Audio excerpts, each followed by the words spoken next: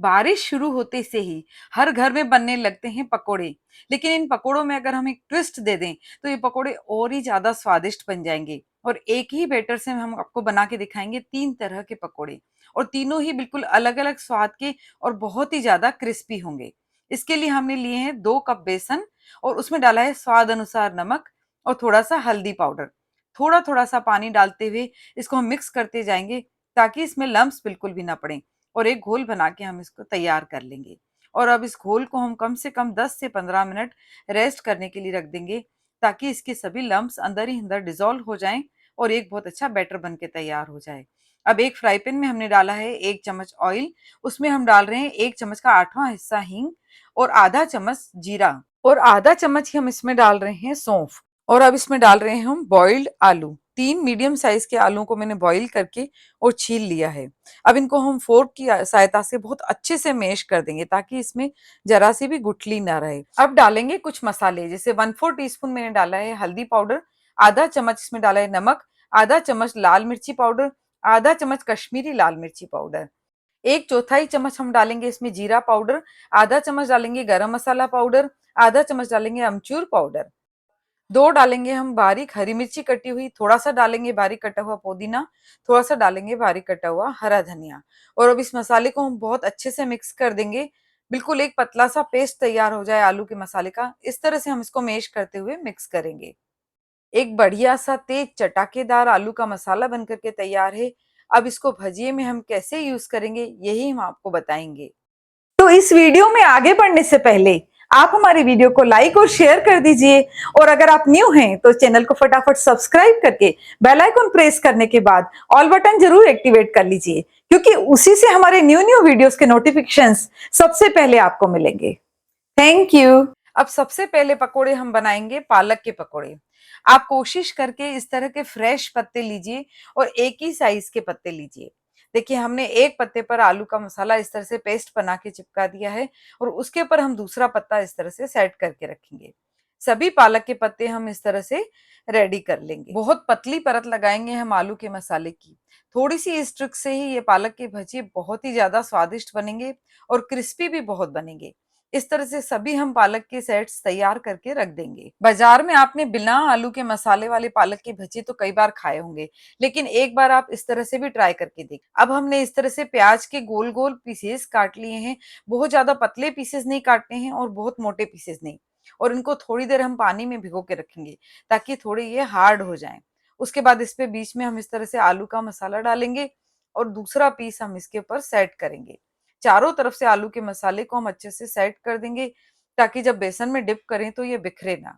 इसी तरह से सभी प्याज के पीसेस हम इसके अंदर आलू डाल करके और सेट करके रखेंगे।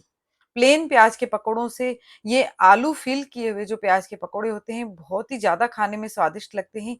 बिल्कुल आलू बड़े जैसा स्वाद आता है इसके अंदर। बिल्कुल थोड़ी सी एक्स्ट्रा मेहनत से ये भजिए खाने में बहुत ही ज्यादा स्वादिष्ट लगेंगे, और क्रिस्पी भी बहुत बनते हैं ये। सारे प्याज के पीसेस में हमने इसी तरह से तैयार कर लिए हैं। अब बारी है ब्रेड की।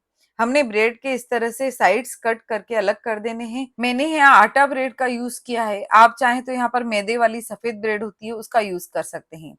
सभी किनारियों को हमने अलग कर दिया है, और इन किनारियों को हम साइड रख देंगे। इसके ब्रेड क्रम्स बना के हम किसी भी रेसिपी के अंदर यूज कर सकते हैं। आप चाहें तो इस तरह से ब्रेड को बीच में से कट करके छोटे छोटे चौकोर पीस कर लीजिए, या चाहें तो पूरी ब्रेड पर ही पहले आलू का मसाले का पेस्ट अच्छे से लगा लें, उसके बाद इन पीसेस को आप कट कीजिए। मैं यहाँ पर पहले पीसेस छोटे छोटे कट कर रही हूँ। उसके बाद यहाँ पर मैं थोड़ा सा चटनी लगाऊंगी, हरी चटनी मैंने बनाई है यहाँ पर, और थोड़ी सी एक पीस पर मैं लगाऊंगी यहाँ पर टमाटर की सॉस। टमाटर की सॉस और चटनी का यूज करने से ये पकौड़ा बहुत ही ज्यादा स्वादिष्ट बनता है। इन भजियों को खाने से आपको लगेगा कि घर में ही हम स्ट्रीट फूड का आनंद ले रहे हैं। बिल्कुल पतली सी परत हम यहाँ पर लगाएंगे आलू के मसाले की। हमने आलू के मसाले को इसीलिए बहुत अच्छे से मैश किया है ताकि एक पतली सी परत हम इनमें आसानी से लगा सकें। बहुत अच्छे से इसकी हम फिनिशिंग दे देंगे ताकि बेसन में डिप करते वक्त आलू का मसाला खुले बिल्कुल भी नहीं। अब हम बाकी ब्रेड के पीसेस को भी इसी तरह से तैयार कर लेंगे। आप चाहें तो पूरी ब्रेड के पीस पर आप पहले चटनी लगाएं, दूसरे पीस पर सॉस लगाएं, बीच में आलू के मसाले को बहुत अच्छे से फैलाएं, और फिर एक दूसरे पर रखने के बाद आप छोटे छोटे पीसेस उसके कट कर लें। दोनों ही तरीकों में से आप कैसे भी इसे तैयार कर सकते हैं। अगर आप इन्हें डीप फ्राई नहीं करना चाहें तो एक फ्राई पैन में थोड़ा सा तेल लेकर इन्हें शैलो फ्राई कर देंगे तो भी ये बहुत ज्यादा स्वादिष्ट लगते हैं। इस तरह के भजिए बनाने में टाइम बिल्कुल भी ज्यादा नहीं लगता है। बच्चों की छोटी मोटी पार्टी में या कोई भी गेस्ट आ जाए, आप फटाफट से इस तरह के भजिए तैयार कर सकते हैं।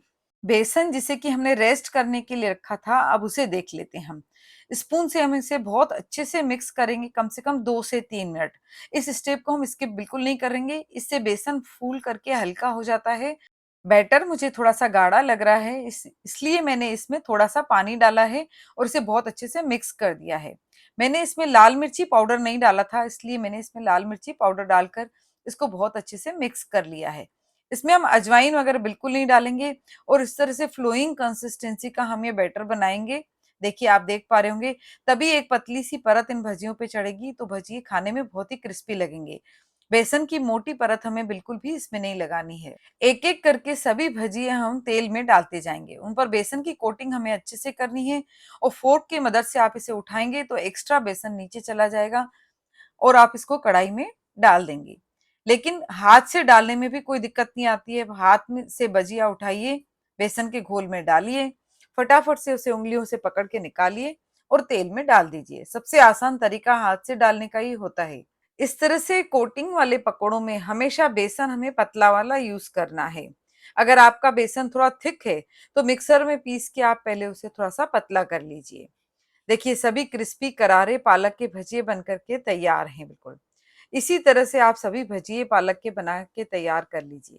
अब हम चलते हैं प्याज वाले पकौड़ों में। इनको बहुत अच्छे से हमें बेसन में डाल करके डिप करना है। जिस तरह से आलू बड़े पे हम पूरी तरह अच्छे से बेसन चढ़ाते हैं, वैसे ही मीडियम टू हाई फ्लेम रखनी है हमें भजिए तलते वक्त। क्रिस्पी से गोल्डन जब हो जाए ये भजिए तो इन्हें आप निकाल लीजिए। तेल इसमें से बहुत अच्छे से रिमूव कर दीजिए। इस तरह से छेद छेद वाला जो झारा होता है उसे लेकर के उससे अच्छे से हमें तेल रिमूव करना है। अब हम ब्रेड के पकौड़ों को भी इसी तरह से तल लेंगे। चारों तरफ से हम ये ध्यान रखेंगे कि चटनी सॉस अगर बाहर तो नहीं निकल रही है, नहीं तो हमारा पकौड़ा मेशी हो जाएगा। फिर इसको खूब अच्छे से हम बेसन में कोट कर लेंगे और फिर वही मीडियम टू हाई फ्लेम पर तेल में हम इसे तल लेंगे। क्रिस्पी होने तक आप इसे तलिए। आप अगर थोड़ा डार्क ब्राउन पकौड़े पसंद करते हैं तो थोड़ा डार्क कलर कीजिए, लेकिन मीडियम गोल्डन ब्राउन पकौड़े खाने में बहुत ही स्वादिष्ट लगते हैं। गरम गरम चटनी और सॉस के साथ परोसिए। पहले भी हमारी चैनल शाही स्वाद पर आपको पकौड़ों की कई तरह की रेसिपीज मिल जाएंगी। उन सब का लिंक मैं आपको डिस्क्रिप्शन में दे दूंगी। अगर आपको हमारी रेसिपीज पसंद आ रही हों तो रेसिपीज को लाइक और शेयर जरूर कीजिए और चैनल पे नए हैं तो चैनल को सब्सक्राइब जरूर कीजिए। चलिए फिर जल्दी ही मिलते हैं हम एक नई रेसिपी के साथ नए वीडियो में। धन्यवाद।